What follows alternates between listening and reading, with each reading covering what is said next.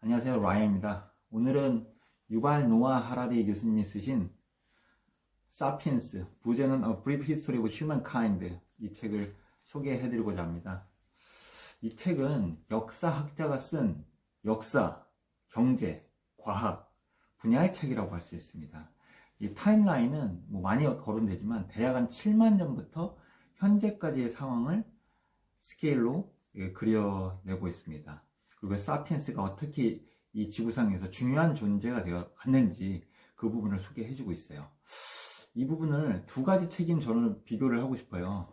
이 첫 번째는 스티븐 호킹 교수님께서 쓰여주신 시간의 역사입니다. 이 시간의 역사는 135년 우주에서 이 시간이 어떤 의미를 가졌는지 이런 것을 그려낸 책이죠. 과학자가 쓴 과학책이라고 할 수 있습니다. 그리고 또 가장 비교가 많이 되는 책 중에 하나인데요. 이 총균세입니다. 제라드 다이아몬드의 이 총균세 책인데, 이 책은 과학자가 조류생태학자시죠. 그러면서도 이제 UCLA 의대 쪽에서도 근무하셨나 그럴 거예요. 그래서 과학자가 쓰신 역사책이라고 할 수 있죠. 역사 인류학 책이라고 할 수 있죠. 그래서 총균세는 타임라인은 다양하게 거론될 수 있지만 최근 한 200년에서 한 500년 정도, 그래서 서구 문명이 어떻게 현재 패권을 갖게 됐는지 그런 것들을 설명하고 있습니다.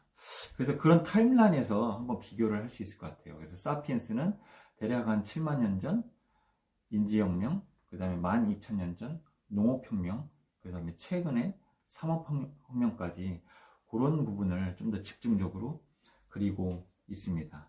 사피엔스 글의 도입부에서 보면 총균세를 몇몇 군데 인용한 게 보여요. 그리고 이 책 제목이 처음에도 말씀드렸지만 굉장히 그 스티븐 호킹 교수님의 책 제목과 유사하잖아요. 게다가 또 흥미로운 게, 저는 이제 스티븐 호킹 교수님의 시간의 역사책에서는 흥미로웠던 챕터 중에 하나가 The Arrow of Time이거든요. 시간의 화살. 그래서 이제 시간이 연력학적 제2법칙 관련해서 어떻게 이제 풀어낼 수 있는지 그걸 설명하고 있어요. 근데 이번 사피엔스에서 보면은 그 흥미로웠던 챕터 중에 하나가 The Arrow of 히스토리입니다. 그래서 역사의 화살.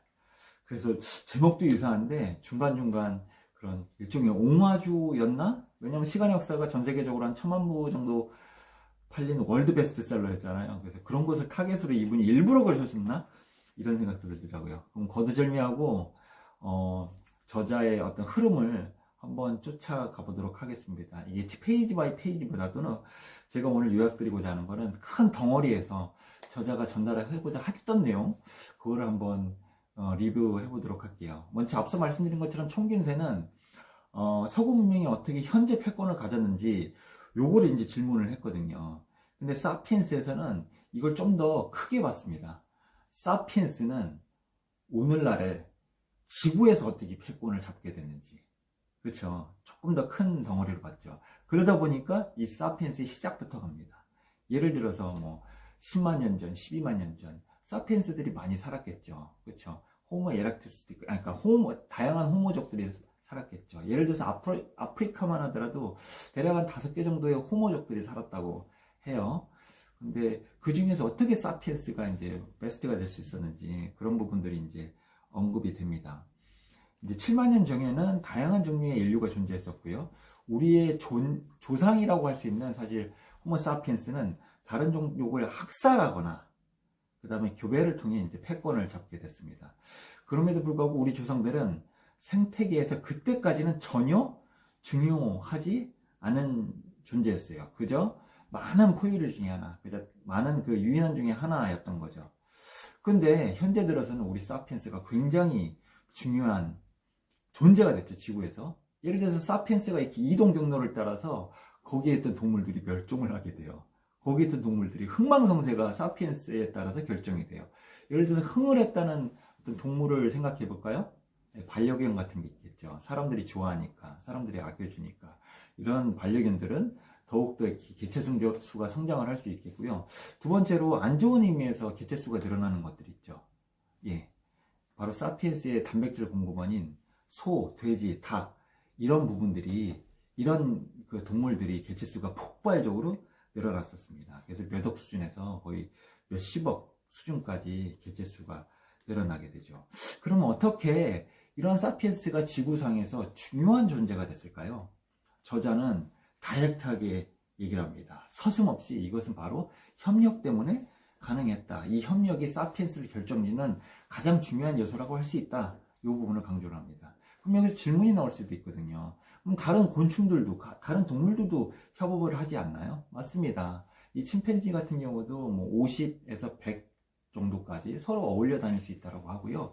그 다음에 제가 최근에 한번 소개드렸던 존 타일러 버너 교수님의 이 크기의 과학에서는 벌의 그 집단체에 대해서 나오죠. 그래서 집단의 개체 수가 크면 클수록 그게 계층화되어 있다. 즉 서로 일하는 업무들이 분업되어 있다. 이런 것들이 그 발견이 됐었거든요. 그러면 동물에서도 혹은 곤충에서도 생명체에서도 그런 협업이 있는 거 아닌가 이렇게 표현을 할 수 있거든요.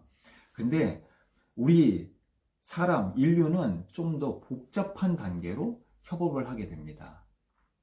예를 하나 들어볼까요? 이 책에서는 푸조 자동차 얘기가 나오거든요. 근데 저는 이게 한번 우리나라 버전으로 바꿔볼게요. 현대자동차를 보면은 2019년 기준으로 대략 한 440만 대 현대자동차만요. 현대기아까지 하면 뭐 700만 대, 750만 대, 이 정도 지금 생산 판매를 하고 있고요. 그 다음에 현대자동차를 보면 약 한 7만여 명 정도 근무를 하고 계세요. 이분들이 서로 모여서 서로 모르는 사이임에도 불구하고 기획, 개발, 생산, 판매 이런 행위를 하고 계신 거예요. 신기하지 않나요? 전혀 모르던 분들이 다양한 곳에서, 그리고 한 건물에 모이시는 것도 아니에요. 다양한 곳에서, 예를 들어서 뭐 양재동 본사가 있을 거고요, 남양연구소가 있을 거고요, 울산 공장, 화성 공장, 광주 공장, 다양한 곳에서 현대기아차가 생산되고, 그 다음에 해외 법인들도 있죠. 얼마나 다양한 사람들이 있어요. 근데 하나의 브랜드로 차가 나옵니다. 물론 제네시스까지 하면 뭐 2개의 브랜드라고 말씀드릴 수 있겠죠. 그럼 신기하잖아요. 어떻게 이런 것들이 가능할까요? 이게 다른 동물류가 비교되는 부분은 특히 하나가 있는데, 여기서 저자가 가장 중요한 키워드를 던집니다. 바로 상상력입니다. 이는 이미지네이션에 의해서 우리 인류가 협업을 좀 더 적극적으로 한다는 거예요. 이런 상상력이 기반이 되는 것은 뭐 2가지 정도로 표현을 해요. 첫 번째는 신화, 미스가 하나 있고요. 두 번째는 뭐 픽션, 그러니까 소설 같은 것들이죠. 그래서 쉽게 이야기하면은 우리 사람들은 같은 것을 존재한다고 믿는 거예요. 그래서 그걸 믿기 때문에 서로 협업을 하고 있습니다. 그러면 대표적인 게 뭐가 있을까요? 없는데 있다고 믿는 거예요. 그래서 저자는 여기서 뭐 다양한 것들이 나오는데요. 3가지 정도로 압축해서 말씀드릴 수 있어요. 첫 번째는 경제, 돈이죠. 두 번째는 정치, 그러니까 국가 제국이 되는 거고요. 마지막 3번째는 종교입니다. 종교 또한 빼놓을 수가 없죠. 돈 먼저 시작을 해볼까요? 돈은 이제 가장 대표적인 믿음의 산물이 되는 거예요. 은행을 예를 들어보면 은행은 사실 경제순환을 시키는 어떤 구심체 역할을 하죠. 예를 들어서 돈을 벌면 우리는 은행 가서 예금을 하게 돼요. 그리고 사업을 하고 싶으면 은행 가서 대출을 하게 됩니다. 그리고 사업이 잘 되고 경기가 이제 화랑이 되면은 다양한 형태의 고용이 일어나게 되죠. 그래서 고용이 되신 분들이 다시 월급을 받으면 은행 가서 예금을 하게 됩니다. 그러면 점점 이렇게 경제 스케일이 커질 수 있겠죠. 근데 흥미로운 거는 돈의 실체는 사실 존재하지 않는다는 거예요. 우리가 급여 통장에 찍히는 무엇인가, 이걸 보고서 돈이 들어왔구나 이런 거를 확인할 뿐이지, 그 다음에 우리가 그 돈을 시장 가서 쓰죠. 요새는 뭐 신용카드, 그 다음에 어떤 그런 핀테크라고 해서 뭐 페이 종류도 많이 발달되어 있죠. 그래서 이런 것들을 써요. 근데 실제 돈은 사용하지 않습니다. 근데 지폐를 쓴다고 하더라도 그거는 그 돈이 어떤 교환하는 역할만 할 뿐이지 실체는 아니거든요. 흥미롭죠. 그래서 실제로 보면 이제 그 은행 같은 경우는 뭐 유보금이라고 할까요? 대략 한 10%만 실제 돈이요 갖고 있는 거죠. 그래서 이 돈의 실체는 사실 있지는 않는 거죠. 우리들이, 그러니까 사람들이 존재한다고 믿기 때문에 우리가 믿는 겁니다. 그 실체를. 이건 글로벌로 다 통일이 되어 있죠. 두 번째 넘어가 볼까요? 메소포타미아 문명, 로마 문명, 진나라 모두 무형의 신념으로 뭉쳐진 집단이라고 할 수 있어요. 예를 들어서 BC 1776년에 함무라비 법전이 쓰여졌습니다. 그 이후로 AD 1776년, 숫자가 동일하게 겹쳐지죠. 미국의 독립선언문이 쓰여졌어요. 두 문서 모두 절대 보편적인 진리처럼 사실 보이거든요. 평등해야 된다, 자유로워야 된다, 뭐 행복을 추구한다, 이런 공통의 선이 이렇게 나오지만 이게 사실 모순된 거예요. 평등을 추구하지만 자유를 보장한다. 이게 무슨 내용이지? 평등을 추구하지만 자유를 쫓는다. 이게 좀 모순되는 내용도 있죠. 그리고 이제 뭐 쉽게 얘기하면은 우리가 그때 시대의 사회적 상황으로 보면은 예를 들어서 미국으로 돌아가 볼게요. 그들은 노예제도를 허용했었어요. 여성의 사회 참여를 적극적으로 제한을 했었고요. 그러면서 평등을 부르짖었습니다. 그리고 아리스토텔레스로 이제 넘어가 볼까요? 고대 이오니아 국가의 철학 사상가죠. 그러면은 평등을 강조했었어요. 너무 아름답죠. 근데 재밌는 것이 평등을 강조하는데 그들 세계의 평등입니다. 이 노블 소사이어티의 평등이에요. 사실 노예에게는 평등조차 언급이 되지 않았어요. 왜? 그 사람들은 이 아리스토텔레스가 생각하는 사람이 아니었던 거예요. 이게 참 아이러니한 거 아닌가 싶어요. 이건 우리들이 만들어낸 어떤 상상의 산물에 불과하지 않죠. 그렇죠? 픽션이 되는 거죠. 종교의 경우도 더 끔찍해요. 그들은 이제 종교라는 이름으로 아주 많은 서로에게 상처를 주게 됩니다. 그렇죠? 마녀사냥도 하고요. 그 다음에 그 전쟁도 일어나게 되고요. 대량학살도 사실 발생을 했었죠. 그래서 서로 믿는다는 것을 그걸 쫓게 되는 거죠. 근데 이 중 가장 무서운 게 저는 뭐 저자도 얘기를 했어요. 사실 돈이라고 생각해요. 예를 들어 볼까요? 오사마 빈 라덴이 있었죠. 그때 미국과 굉장히 적대적인 인물이죠. 그 다음에 그러니까 미국의 그러니까 제국적인 어떤 마인드를 싫어하고요. 그 다음에 그들의 종교를 싫어합니다. 오사마 빈 라덴. 근데 특이한 것은 뭐냐면 그들의 달러는 믿습니다. 그들의 돈은 좋아합니다. 그러니까 이 상상력의 산물이라는 게 굉장히 무섭습니다. 그래서 이런 틀 안에서 사피엔스는 서로 협업을 강조해왔고 지구에서 영역을 굉장히 확대시켜 왔습니다. 예를 들어서 1500년대까지는 우리 대부분의 인류가 어디에 살았었냐면은 상상하실 수 있겠죠. 아프리카, 그렇죠? 그 다음에 유라시아, 그러니까 유럽과 아시아 요 부분에 대부분 살고 있었겠죠. 아마 그때도 중국이나 인도의 숫자는 굉장히 월등히 많았을 거예요. 그러다가 1500년대 들어서 이제 콜럼버스가 아메리칸을 발견하게 되고요. 그리고 그 이후에 제임스 쿡이 호주 대륙을 발견하게 되고요. 그러면서 기존에 저자는 아프로아시아라고 이렇게 표현을 하고 있거든요. 그 아프로아시아라고 그 국한된 지역에 있던 인류는 영역이 갑자기 확장이 됩니다. 그리고 이와 함께 인류는 지속적 과학 발전을 이루게 되죠. 콜럼버스 시대로 돌아가 볼까요? 1500년대, 1600년대. 저자는 여기서 그 뉴턴부터 시작을 해요. 17세기 뉴턴의 운동 법칙 이후에 과학은 지속적으로 발전을 하게 됩니다. 다양한 분야 중 인류는 특히 최근 들어서는 이제 죽음에까지 그 고민을 하는 과학 분야에서 도전을 지금 그 죽음을 해결하기 위해서 노력을 하고 있습니다. 이런 것을 이제 길가메시 프로젝트라고 합니다. 그래서 건강에 문제가 생기면은 예전에는 이제 노화는 어쩔 수 없는 거구나, 이 건강은 어쩔 수 없는 거구나, 이렇게 했던 부분들이 이제 기계로 고치듯이 하나씩 고치는 거예요. 예를 들어 볼까요? 그 항체가 그러니까 백신 같은 경우도 이제 최근 들어 코비드 19이 발생을 했었잖아요. 근데 백신이 순식간에 개발이 됐어요. 그래서 그것들을 또 치료를 하고 있죠. 대표적인 회사가 몇 군데 있을 텐데 파이자가 이제 그중 대표적인 거죠. 근데 파이자가 100년 전에 대략 한 100년 전에 어떤 일이 있었냐면은 그 당시에도